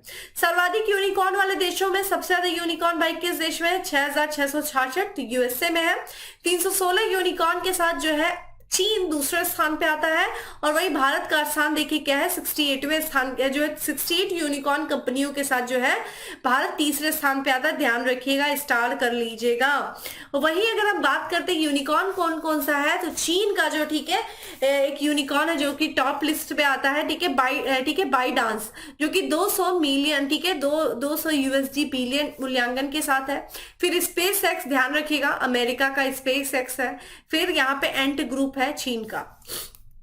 तो यहाँ पे जो है यूनिकॉर्न के मामले में जो हुरून ग्लोबल यूनिकॉर्न इंडेक्स में भारत का तीसरा स्थान है, ठीक है, और पहले स्थान पे यूएसए सर्वाधिक यूनिकॉर्न्स की संख्या है। अगला जो यहाँ पर इंडेक्स है वो है वैश्विक नवाचार सूचकांक 2023, ग्लोबल इनोवेशन इंडेक्स 2023 की बात करें दोस्तों, ये जेनेवा में स्थित एक संगठन है जिसका नाम है विश्व बौद्धिक संपदा संगठन, उसके द्वारा ये रिपोर्ट जारी किया जाता है वैश्विक नवाचार सूचकांक। और इस रैंकिंग में भारत को देखा जाए, ठीक है, 132 देशों में 40वां स्थान जो है भारत को मिला है, ठीक है। पहला स्थान जो है वैश्विक नवाचार ग्लोबल इनोवेशन इंडेक्स की बात करें तो पहला स्थान में दोस्तों स्विट्जरलैंड को मिला है, दूसरा स्थान दोस्तों स्वीडन को मिला है, फिर संयुक्त राज्य अमेरिका को तीसरा स्थान मिला है। वही भारत को 38.1 अंक के साथ जो है स्कोर के साथ भारत को 40वां स्थान मिला है वैश्विक नवाचार सूचकांक, जो कि वैश्विक बौद्धिक संपदा संगठन के द्वारा जारी किया जाता है। भारत का 40वां स्थान कितने देशों में है दोस्तों, ये ध्यान रखिएगा, तो 132 देशों में है, ठीक है। ग्लोबल इनोवेशन इंडेक्स में सबसे जो है निचले स्कोर वाले देश कौन से है, तो 128वां स्थान दोस्तों गिनी को मिला है, फिर 129वां स्थान दोस्तों माली को मिला है। सबसे यहाँ पे जो 132वां स्थान सबसे निचला स्थान जो है वो है अंगोला, ठीक है, ये सब अफ्रीकी देश है जिनको ये स्थान मिला है। नेक्स्ट है दोस्तों ग्लोबल क्रिप्टो एडॉप्शन इंडेक्स, भाई क्रिप्टो जो करेंसी है उसको अडॉप्ट करने में कौन सा देश आगे रहा है, इस आधार पे ये रैंकिंग जारी की गई है। तो क्रिप्टो को जमीनी स्तर पे अपनाने में देखिए भारत जो है 154 देशों की सूची में पहला स्थान हासिल कर, स्टार कर लीजिएगा। इसमें देखा जाए ये जो रैंकिंग जारी की गई है वो चेनालिसिस के द्वारा जारी किया गया है। वैश्विक रैंकिंग में जो सिर्फ 3 देश कौन से हैं, पहला स्थान नाइजीरिया है भाई, यहाँ पे जमीनी स्तर पर जो है क्रिप्टो को जो अपनाने के मामले में भारत को पहला स्थान मिला है, दूसरा स्थान जो है नाइजीरिया को मिला है, तीसरा स्थान वियतनाम है, चौथा स्थान पे यूनाइटेड स्टेट आता है, फिर यूक्रेन आता है। तो ग्लोबल क्रिप्टो एडॉप्शन इंडेक्स में भारत को पहला स्थान मिला है। नेक्स्ट है freedom in the world index 2023। Freedom in the world index 2023 की बात करें दोस्तों, इसको अमेरिका की एक संस्था है फ्रीडम हाउस, उसके द्वारा जारी किया जाता है। यहाँ पे बात किया गया दुनिया के सबसे कम आजाद देश का जो दर्जा दिया गया है भाई वो तिब्बत को दिया गया। पे तिब्बत को एक देश के रूप में किया गया, जो कि तिब्बत पे चीन का जो है एक आधिपत्य कंट्रोल है, चीन ने इसको अपने कब्जे में रखा है तिब्बत को। और यहाँ पे जो है इस इंडेक्स को जो जारी किया गया इसमें यह बताया गया कि भाई दुनिया का सबसे कम आजाद देश जो है वो तिब्बत है, स्टार कर लीजिएगा। तिब्बत इस सूची में देखा जाए लगातार तीसरे वर्ष जो है दक्षिणी सूडान और सीरिया के साथ सबसे निचले पायदान पे। भारत का स्थान क्या है दोस्तों freedom in the world index में 100, यहाँ पे भारत का स्थान जो है 66वां स्थान है freedom in the world index में। ऊर्जा संचरण सूचकांक 2023 की बात करें दोस्तों, तो ऊर्जा संचरण सूचकांक जिसको जारी किया गया है वर्ल्ड इकोनॉमिक फोरम के द्वारा कोलोनी स्विट्जरलैंड में, ठीक है। सूचकांक पे देखा जाए ऊर्जा संचरण, ठीक है, सूचकांक पे जो एनर्जी ट्रांजिशन इंडेक्स में स्वीडन का पहला स्थान है दोस्तों, फिर भारत, यहाँ पे डेनमार्क का दूसरा, फिर नॉर्वे का तीसरा है। भारत के स्थान की बात करें तो भारत जो है ऊर्जा संचरण सूचकांक पे 67वें स्थान पे है। दोस्तों वीडियो को अपने दोस्तों में शेयर करते रहिए, लाइक्स कमेंट में बढ़ाइए और बताइए अगर कोई चीज नहीं समझ में आ रही तो कमेंट बॉक्स में आंसर पूछते रहिए, मैं आपका रिप्लाई भी करती रहूंगी। सुप्रिया तिवारी नाम से जो मेरा एक प्रोफाइल है जिसपे मैं अक्सर कमेंट करती रहती हूँ, मेरी प्रोफाइल है। काफी बच्चे डाउट में रहते हैं कि नहीं मेरा नहीं है, वो मेरी प्रोफाइल है, मेरे थ्रू उसमें जो है आपको रिप्लाई किया जाता है, तो आप उसमें रिप्लाई, आपको कोई भी समस्या है पूछिए, मैं उसका रिप्लाई करूंगी। अगला यहाँ पे रिपोर्ट दोस्तों वर्ल्ड यूनिवर्सिटी रैंकिंग 2024। देखिए ये जो रैंकिंग जारी किया जाता है अगले साल को ध्यान में रख के किया जाता है, वर्ल्ड यूनिवर्सिटी रैंकिंग। ये टाइम्स हायर एजुकेशन द के द्वारा जो है ये रैंकिंग जारी की जाती है।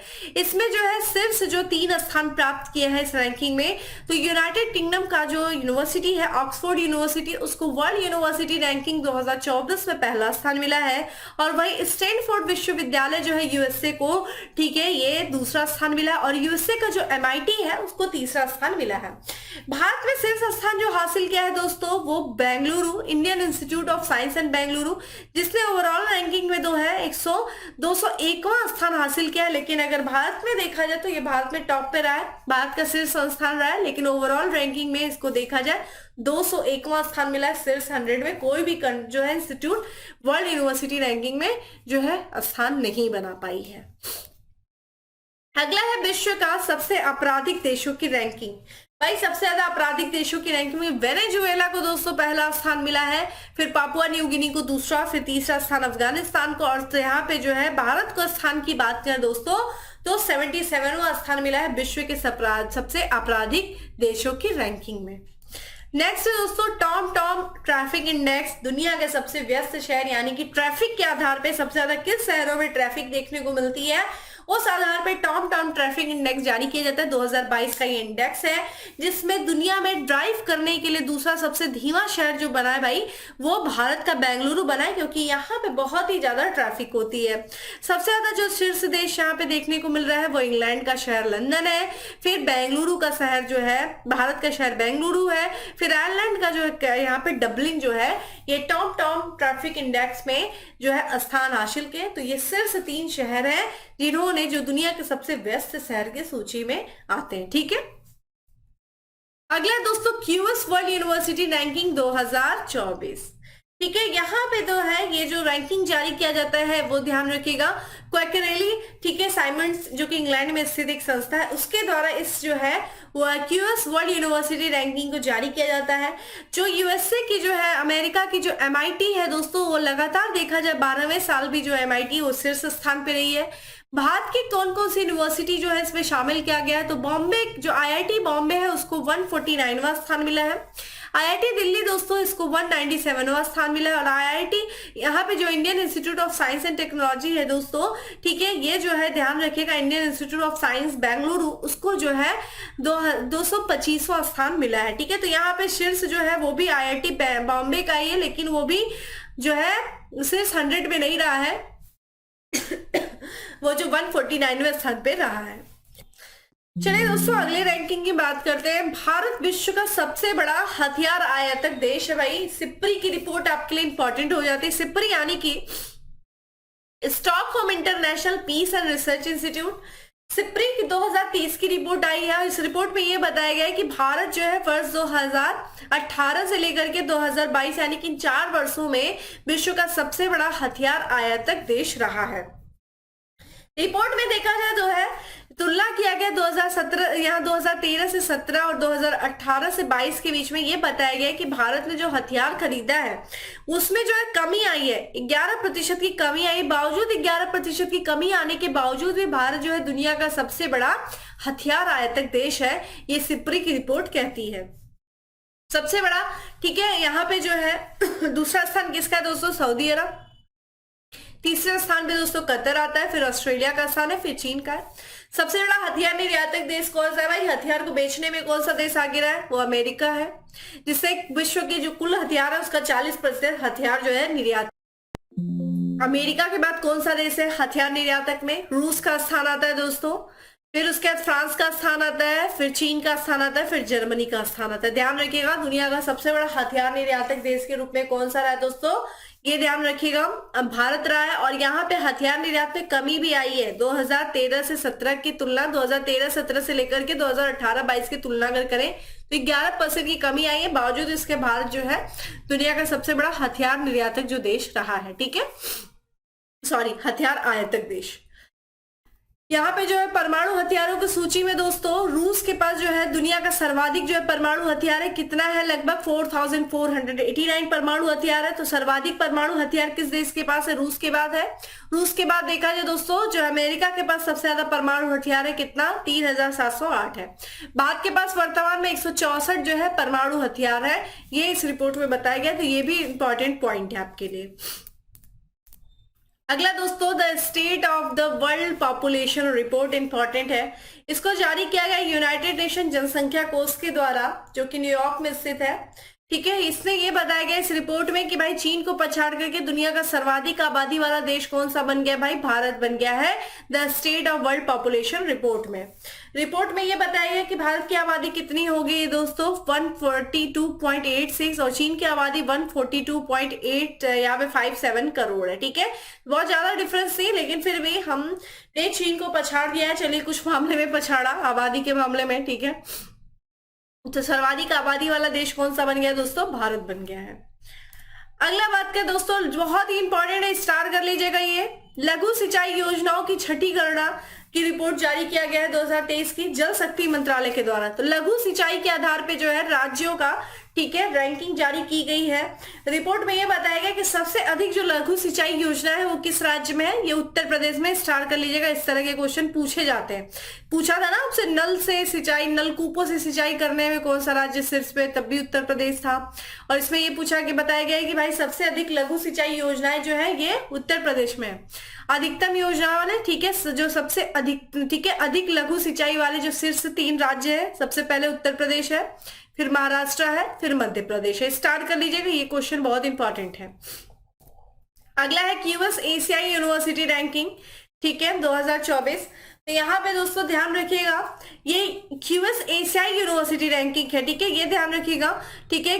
यहाँ पे जो इस रैंकिंग को जारी किया जाता है क्योंकि यहाँ पे जो है क्वैकेरेली साइनम्स के द्वारा जारी किया जाता है। इस रैंकिंग में सर्वाधिक जो विश्वविद्यालय है वो भारत के हैं। देखिए पहली बार जो है 148 विश्वविद्यालय रहे हैं, चीन को पिछाड़ते हुए। चीन के जो है, चीन का दूसरा स्थान आता है जिसमें 133 विश्वविद्यालयों को शामिल किया गया है। एशिया के शीर्ष विश्वविद्यालय में जो पहला स्थान हासिल किया है भाई वो पैकिंग यूनिवर्सिटी ने, पैकिंग विश्वविद्यालय ने, जो कि चीन का है, पहला स्थान हासिल किया है। बॉम्बे, यहाँ पे आईआईटी बॉम्बे ने 40वां स्थान हासिल किया है और आईआईटी दिल्ली ने 46वां। और ध्यान रखिएगा पहली बार जो है कि अंडर 100 में जो है कानपुर आईआईटी ने जगह बनाई है 63वां। ये इंपॉर्टेंट हो जाता है, यहां से पूछा जा सकता है, ठीक है। 7 जो है विश्वविद्यालय ऐसा पहली बार जो शीर्ष जो है 100 में जगह बनाए हैं, ठीक है। तो ये क्यूएस एशिया यूनिवर्सिटी रैंकिंग है, इंपॉर्टेंट है। अगली बात करते हैं दोस्तों इंटरनेशनल डेब्ट रिपोर्ट 2023, जिसको विश्व बैंक के द्वारा जारी किया गया। इस रिपोर्ट में यह बताया गया है कि 2022 में जो विकासशील देशों के द्वारा रिकॉर्ड जो है 443.5 बिलियन यूएस डॉलर के बाह्य सार्वजनिक और, ठीक है, यहाँ पे बात करें तो सार्वजनिक रूप से गारंटीकृत का भुगतान किया गया, जो कि इतिहास में सर्वाधिक है, ठीक है। ये पहली बार इस रिपोर्ट में, इंटरनेशनल डेब्ट रिपोर्ट में बताया गया है, ठीक है। चलिए अगली रिपोर्ट देखते हैं। एशियन डेवलपमेंट आउटलुक एडीबी के द्वारा जो है एक आउटलुक जारी किया गया है एशियन डेवलपमेंट बैंक के द्वारा। और भारत की जो जीडीपी वृद्धि दर वो दिसंबर 2023 में 6.7% से जो है बढ़ाकर यहाँ पे थी, तथा यहाँ पे जो 2024 में भी कितना रहेगा 6.7% अनुमानित किया गया एशियन डेवलपमेंट आउटलुक में, जो कि जारी किया जाता है एडीबी के द्वारा, ठीक है। अगला है यहाँ पे मौद्रिक नीति व्यक्तित्व 2023-24, बहुत इंपॉर्टेंट है दोस्तों, ध्यान रखिएगा, ये स्टार कर लीजिएगा, ठीक है। तो जो आरबीआई के गवर्नर हैं दोस्तों, उन्होंने दिसंबर 2023 में, ठीक है, यानी कि शक्तिकांत दास की अध्यक्षता वाली जो मौद्रिक नीति समिति है उनके द्वारा जो है मौद्रिक नीति व्यक्तित्व 2023-24 जारी किया गया है। ये भौतिक नीति वक्तत्व, यहाँ पे भौतिक हो गया दोस्तों, मौद्रिक होना चाहिए, ठीक है, मौद्रिक नीति, ठीक है, वक्तत्व 2023-24 के लिए वास्तविक जीडीपी वृद्धि दर कितनी अनुमानित की गई है दोस्तों? तो 7% अनुमानित किया गया। इसमें ये जो दर है, मौद्रिक नीति आपके लिए इंपॉर्टेंट है, कितना पूछा जाता है, CRR, SLR, repo rate, reverse repo rate. तो यहाँ पे जो सीआरआर बताया गया है वो 4.5% बताया गया, एसएलआर जो है 18% बताया गया है। आधार दर बेस रेट जो बताया गया है वो 8.9% से 9 से लेकर के 10.10% बताया गया है, और बचत जमा दर जो बताया गया है वो 2.70 से लेकर के 3% बताया गया है।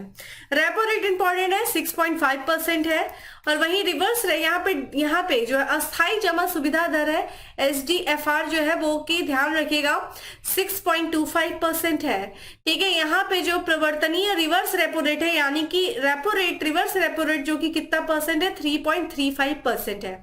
बैंक रेट कितना है, 6.75% है, और एमएसएफ रेट भी लगभग उतना ही होता है, ऑलमोस्ट 6.7% बैंक रेट के ही जितना है। तो ये दोस्तों ध्यान रखिएगा, ये आपके लिए इंपॉर्टेंट है मौद्रिक नीति, और ये खासकर याद रखिएगा, विशेष करके repo rate, reverse repo rate, match the following भी पूछ सकता है, सीआरआर, एसएलआर, ये आप ध्यान रखिएगा। ये क्या होता है इसके बारे में आपको इकोनॉमिक्स की क्लास में बताया गया होगा, जिन्होंने नहीं देखा वो इकोनॉमिक्स का क्लास देख लीजिए, आपको पता चल जाएगा, क्योंकि ये है करंट की क्लास, मैं आपको इन डेप्थ जाकर के नहीं बता सकती। चलिए भाई अगली बात करते हैं, यहाँ पे विश्व में खाद्य सुरक्षा और पोषण की स्थिति जो है देख लेते हैं। ये जो रिपोर्ट है यहाँ पे संयुक्त राष्ट्र खाद्य और कृषि संगठन, ठीक है, यूएन, एफएओ, और साथ ही साथ आईएफएडी और यूनिसेफ, ठीक है, डब्ल्यूएफपी और डब्ल्यूएचओ के द्वारा संयुक्त रूप से तैयार किया गया कौन सी रिपोर्ट? विश्व में खाद्य सुरक्षा और पोषण की स्थिति। वैश्विक भूख में देखा जाए दोस्तों भाई प्रभावित रही है, वैश्विक भूख से 2022 में विश्व की कितनी आबादी प्रभावित रही है? तो 9.2% आबादी प्रभावित रही है, और वहीं 2022 में लगभग, ठीक है, 691 से लेकर के 783 मिलियन जो लोग रहे हैं उन्होंने भूख का सामना किया है, ठीक है, ये इस रिपोर्ट में बताया गया है। इसमें 5 वर्ष से जो कम उम्र के, ठीक है, कितने बच्चे दोस्तों? 148.1 मिलियन बच्चे, जो कि वैश्विक आबादी का 22.30% है, वो अविकसित थे, ठीक है। 45 मिलियन जो कि 6.8% वो कमजोर थे, और 46 में जो है 47 यहाँ पे 37 मिलियन जो थे वो 5.6% जो है वो अधिक वजन वाले थे, ठीक है। तो ये ध्यान रखिएगा, ये इस रिपोर्ट में बताया गया है। जनरली आपसे पूछा जा सकता है ये रिपोर्ट किसके द्वारा जारी किया गया और कितने लोगों ने भूख का सामना किया 2022 में, इस रिपोर्ट में ये जो बताया गया ये आपसे पूछा जा सकता है। तो दोस्तों इतनी थी आज की हमारी रिपोर्ट, ठीक है। इतना भी आपने पढ़ लिया तो पूरी श्योरिटी देती हूँ कि यहाँ से जो है क्वेश्चन पूछे जा सकते हैं आपसे, ठीक है। ध्यान से इसको देखिएगा। अब बात करते हैं दोस्तों आज के, ठीक है, फैक्ट्स ऑफ द डे के बारे में। ये 30 फैक्ट्स आपके लिए बहुत इंपॉर्टेंट होते हैं, लास्ट में हम उसको डिस्कस करते हैं। और आज का हमारा सबसे पहला फैक्ट है दोस्तों कि खेलो इंडिया पैरा गेम्स का शुभंकर क्या है? उज्ज्वला है। इंपॉर्टेंट है, स्टार कर लीजिएगा, ठीक है। भारत में संविधान दिवस हर साल कब मनाया जाता है? तो 26 नवंबर को। जिस साल हम लोगों ने जिस तारीख को संविधान को जो है अपनाया गया उसी दिन हम 26 नवंबर को जो है संविधान दिवस मनाते हैं। रूस के परमाणु संचालित पनडुब्बी एम्पीरेटर अलेक्जेंडर 3 ने नवंबर 2023 को न्यूक्लियर हथियार ले जाने में सक्षम बैलिस्टिक मिसाइल का परीक्षण किया। कौन सी बैलिस्टिक मिसाइल का? तो बुलवा, ठीक है, ध्यान रखिएगा, बुलवा का जो सफल परीक्षण किया गया है एम्पीरेटर अलेक्जेंडर 3 से किया गया है। देश के वैज्ञानिकों ने कैलेक्सिक कोका नामक टीके के रूप में कोकीन और क्रैक की लत के लिए अभूतपूर्व उपचार विकसित किया। भाई किस देश के वैज्ञानिकों ने? ब्राजील के वैज्ञानिकों ने। नवंबर 2023 को स्पेशल प्रोटेक्शन ग्रुप के निदेशक नियुक्त किए गए। कौन किए गए? आलोक शर्मा नियुक्त किए गए। नवंबर 2023 को लेखक पॉल किंच को उनके उपन्यास प्रॉफिट सॉन्ग के लिए लंदन में आयोजित एक कार्यक्रम में बुकर पुरस्कार 2023 से शामिल जो है सम्मानित किया गया। पॉल लिंच किस देश से संबंधित है? तो आयरलैंड के वैज्ञानिक है दोस्तों पॉल लिंच, और इनको जो है बुकर पुरस्कार 2023 से जो है सम्मानित किया गया। मुंबई से संचालित इस्लाम के दाऊदी बोहरा पंथ के डॉक्टर सैदना, ठीक है, मुफद्दल, ठीक है, यहाँ पे जो है मुफद्दल सैफुद्दीन को देश के सर्वोच्च नागरिक सम्मान से सम्मानित करने की घोषणा की गई। किस देश के? तो पाकिस्तान के। ये चौथे जो है भारतीय होंगे जिन्हें जो है पाकिस्तान के सर्वोच्च नागरिक सम्मान से सम्मानित किया गया। बताया गया अवार्ड वाले में आपको। एशियाई विकास बैंक यानी कि एडीबी ने राज्य में तृतीयक स्वास्थ्य देखभाल और चिकित्सा सुविधा शिक्षा को बढ़ाने के लिए 500 मिलियन अमेरिकी डॉलर के ऋण को मंजूरी दी है। किस राज्य में दोस्तों? महाराष्ट्र में। ठीक है, किस लिए? तो तृतीयक स्वास्थ्य देखभाल और चिकित्सा शिक्षा को बढ़ावा देने के लिए। सार्वजनिक क्षेत्र के उद्यम को एसोचैम द्वारा विविधता और समावेशन की नीति के लिए सर्वश्रेष्ठ नियोक्ता पुरस्कार से सम्मानित किया गया। भाई किस सार्वजनिक क्षेत्र के उद्यम को? तो ग्रामीण विद्युतीकरण निगम लिमिटेड को। अगला है investor risk reduction access platform द्वारा विकसित किया गया है। ठीक है, किस प्लेटफॉर्म के द्वारा? तो स्टॉक एक्सचेंजों के लिए। ठीक है, यहाँ पे बात करें दोस्तों, राज्य ने उबेर शटल नामक बस सेवा शुरू करने के लिए उबेर के साथ समझौते पर हस्ताक्षर किया। किस राज्य ने दोस्तों? तो पश्चिम बंगाल ने जो है उबेर के साथ समझौता किया है। किस सेवा को? कौन सी बस सेवा? उबेर शटल सेवा। सार्वजनिक क्षेत्र की कंपनी है Indian renewable energy development agency ने एंकर निवेशकों से रुपए जुटाए। कितने? तो ये 643 करोड़। बंगाल की खाड़ी में बने चक्रवात माइकोंग को देश ने नाम दिया। किस देश के द्वारा माइकोंग को नाम दिया गया दोस्तों? म्यांमार के द्वारा।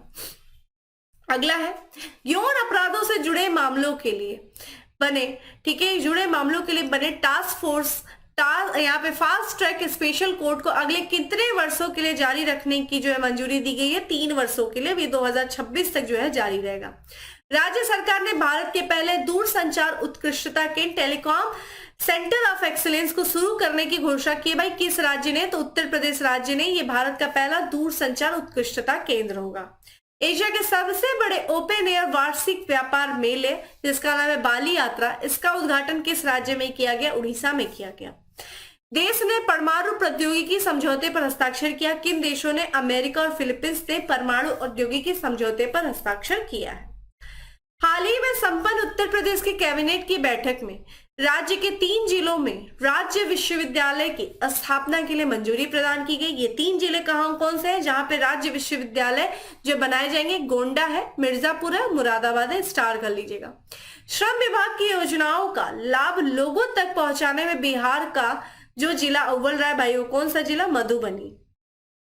केंद्रीय शिक्षा मंत्रालय के अधीन स्कूल शिक्षा एवं साक्षरता विभाग ने सभी राज्यों के डाइट की गतिविधियों के आधार पर एक रैंकिंग जारी किया, जिसमें बिहार का स्थान क्या था दोस्तों? 3रा था। अगला है दोस्तों यहाँ पे विद्या समीक्षा केंद्र शुरू करने वाला देश का 4था राज्य कौन सा बना है? हिमाचल प्रदेश बना है। नवंबर 2023 को क्रिस्टोफर लक्सन ने देश के नए प्रधानमंत्री के रूप में शपथ लिया। किस देश के? न्यूजीलैंड ने। देखिए पिछली बार पूछा भी था न्यूजीलैंड के नए प्रधानमंत्री कौन बने। अब वहां के नए प्रधानमंत्री जो बन गए क्रिस्टोफर लक्सन बन गए। देश ने भारत से अपने राजनयिक मिशन और दिल्ली में स्थित अपने दूतावास को अस्थायी तौर पर बंद करने की घोषणा की। भाई किस देश ने? अफगानिस्तान ने। देश के कैबिनेट ने नवंबर 2023 को समलैंगिक विवाह की अनुमति देने के लिए नागरिक संहिता संशोधन को मंजूरी दिया। भाई किस देश ने? थाईलैंड ने। अगला है दोस्तों यहाँ पे भारत और पेट्रोलियम निर्यातक देशों के संगठन यानी कि ओपेक के बीच ऊर्जा वार्ता की 6ठी उच्च स्तरीय बैठक नवंबर 2023 में आयोजित की गई। कहां आयोजित की गई? तो ऑस्ट्रिया की कैपिटल वियना में। नवंबर 2023 में अंतरराष्ट्रीय सौर गठबंधन वाला 95वां सदस्य बना चिली। स्टार कर लीजिएगा। अधिक पर्यटकों को आकर्षित करने के लिए देश ने भारत और ताइवान से आने वाले लोगों के लिए वीजा आवश्यकताओं को माफ कर दिया, यानी कि वीजा फ्री कर दिया। किसने? थाईलैंड ने। आज का लास्ट पेज है कृत्रिम बुद्धिमत्ता एआई सुरक्षा पर विश्व का पहला वैश्विक शिखर सम्मेलन का आयोजन किया गया। किस देश में? ब्रिटेन में किया गया। एक अंतरराष्ट्रीय अध्ययन के अनुसार जिस देश में ध्रुवीय भालुओं की संख्या या जो ध्रुवीय भालू है जो पोलर बियर होते हैं उनकी संख्या में 20,000 वर्षों में जो है 20,000 वर्षों में घट रही है, तो ये देखा जाए ग्रीनलैंड में। ठीक है। बांडोल झील जो कि खबरों में थी किस राज्य में स्थित है? गोवा में स्थित है। ठीक है, गोवा में ये बांडोल झील स्थित है जो कि चर्चा में थी। तो दोस्तों ये था आज का हमारा करेंट अफेयर जिसमें हम लोगों ने इंडेक्स से रिलेटेड और साथ ही साथ हमने लास्ट में जो है इंपॉर्टेंट फैक्ट्स को डिस्कस किया और इस तरीके से आज का हमारा इंडेक्स की भी क्लास कंप्लीट हो गई। उम्मीद करती हूँ क्लास आपको अच्छी लगी हुई। पीडीएफ आपको जल्दी टेलीग्राम ग्रुप पे प्रोवाइड कर दिया जाएगा, लिंक डिस्क्रिप्शन बॉक्स में दिया हुआ है, तो वहां से आप डिकोड एग्जाम के टेलीग्राम ग्रुप को ज्वाइन कर लीजिए। सारे करंट अफेयर की पीडीएफ वहां आपको अवेलेबल कर जाएगी। और इसी तरह सेशन से जुड़े रहिए, सेशन को लाइक करिए, कमेंट करिए और साथ ही साथ अपने दोस्तों को शेयर करिए। फिर मिलते हैं दोस्तों अगले सेशन में, तब तक के लिए bye, have a good day, stay safe and stay happy.